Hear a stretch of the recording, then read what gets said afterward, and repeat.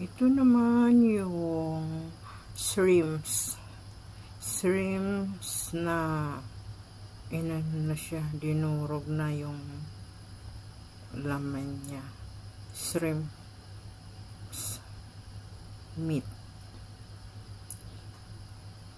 Wala na yung wala na yung balat, wala na lahat.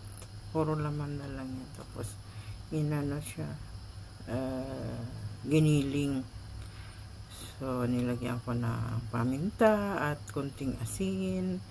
At nilagay natin sa green chili, yung parang daliri na na sili, kulay green.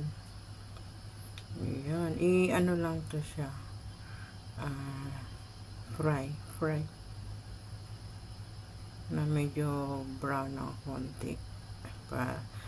Bago siya i-fry, bubudbura ng kaunting cornstarch para hindi siya masunog, para luto na siya pero hindi sunog, kasi yung init doon, yung cornstarch ang mag-aano ng init, hindi yung laman, pinaka shrimps.